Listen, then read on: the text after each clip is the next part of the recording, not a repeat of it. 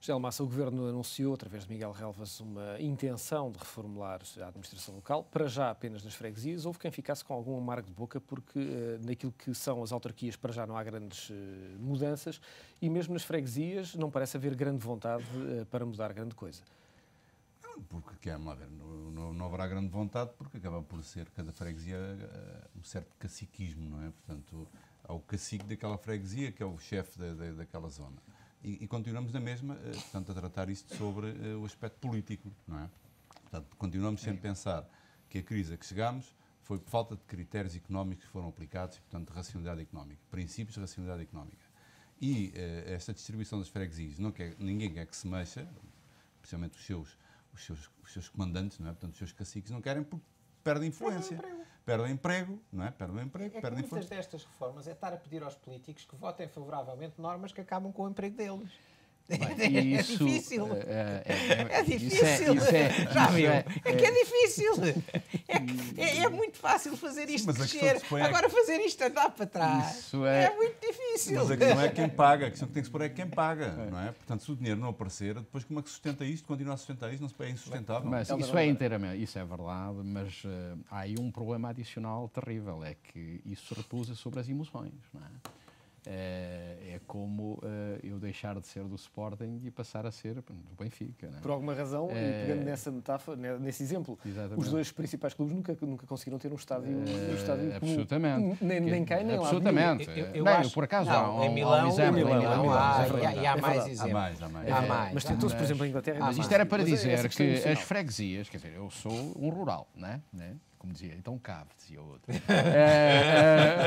Mas é difícil, por exemplo, a mim, que sempre vivi num determinado contexto, admitir que a minha freguesia vai desaparecer. Portanto, eu estou apenas... Em Lisboa isso não é tão perceptível. Em Lisboa não é assim. Nas grandes cidades isso não é tão e por isso está em curso essa reforma em Lisboa. Essa questão em Lisboa, essa reforma em Lisboa está a ser resolvida. Acabou por ser proativa do ponto de vista da Câmara. António Costa liderou essa questão.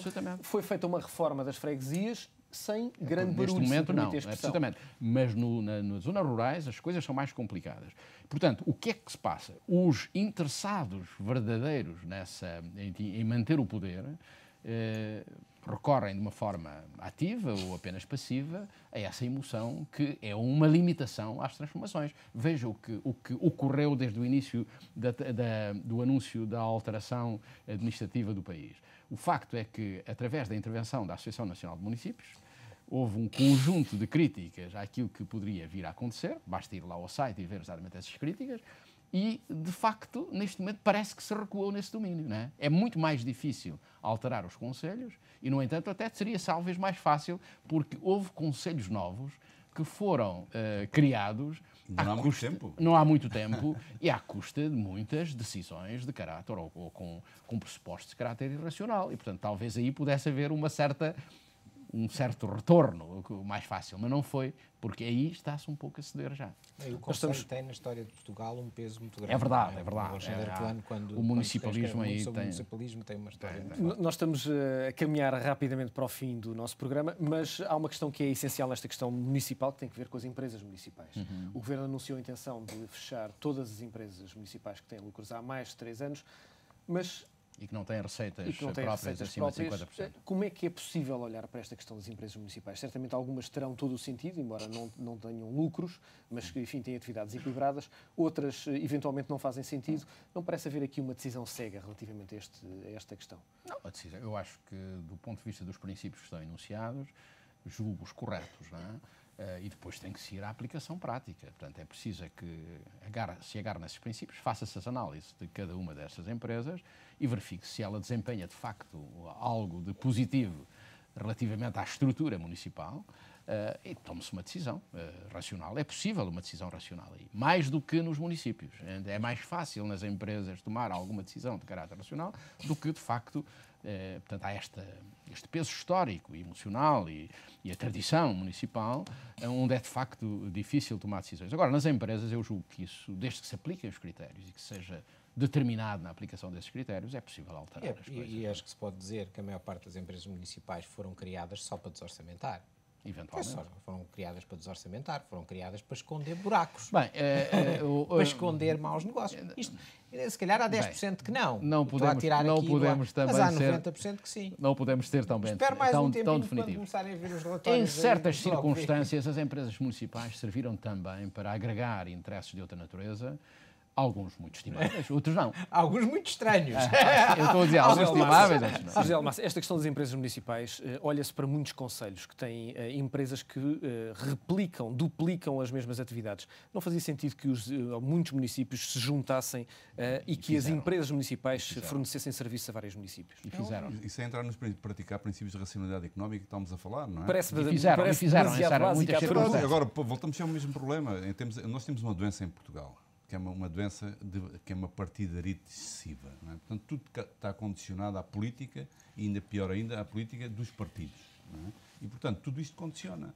Portanto, enquanto nós não nos libertarmos dessa doença, não curarmos essa doença, que está condicionados ao funcionamento dos partidos, este problema não se resolve. Portanto, faz todo o sentido que, a nível dessas empresas municipais, em zonas, por exemplo, regionais, e, portanto, em que se possa juntar serviços, prestar serviços uma à outra, conseguia-se equilibrar, sob o ponto de vista económico, essas empresas. Agora, se há um conceito de ter uma empresa, se calhar está a utilizar a sua capacidade a 30%, é óbvio que com a estrutura de custos fixos que deve ter, no final aquilo dá prejuízo. Bem, não é? Mais uma vez sublinho que, de facto, os concelhos, em muitas circunstâncias, recorreram a associações de municípios para resolver problemas comuns. O que se vê, por exemplo, nesta reforma cujos princípios estão enunciados, é uma tentativa de reduzir esse tipo de soluções que foram adotadas em determinadas conjunturas, portanto, sem um critério sistemático, não é? Reduzi-las a critérios muito mais sistemáticos, não é? Portanto, tornar essas associações mais nacionalizáveis. E, portanto, eu acho que aí fez-se alguma coisa, convém é ver até que ponto o que foi feito está bem feito e reestruturar de acordo com aquilo que é a perspectiva. Deve-se olhar e ver o que está bem feito, não é? Portanto, não é as comunidades intermunicipais, porventura, estarão a tomar decisões corretas ou não, é isso que temos que analisar. E é isso que João, uma última pergunta e para terminar. O Governo quer ter esta reforma da administração local em vigor nas próximas autárquicas, que são em 2013. Significa que tem praticamente um ano para implementar? Parece que é viável este prazo? Eu acho que este tipo de reformas em Portugal ou se faz muito depressa ou não se faz. Os governos ou fazem isto logo no início do mandato ou não se faz. O Marquês de Pombal, que fez reformas verdadeiras em Portugal, dizia que as reformas só se faziam com chicote.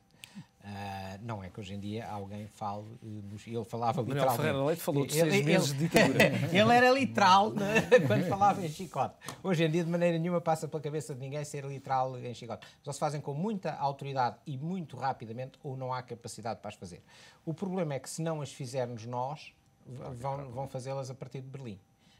E sem respeito nenhum pelas nossas tradições, com critérios meramente económicos do género, é preciso cortar 25% em todas as despesas. Portanto, vai 25% menos... Não, vai 25% menos dinheiro e agora vocês amanham-se. João Caiado Herrera, José Almassa, Helder Oliveira. Foi um prazer contar com o vosso comentário nesta Comissão Executiva. Desejo-vos o resto de um bom dia. Obrigado. A Comissão Executiva que hoje analisou a reforma que está em cima da mesa para mudar aquilo que é a administração local. Falámos também da administração regional. A Comissão Executiva que regressa amanhã. Bom dia.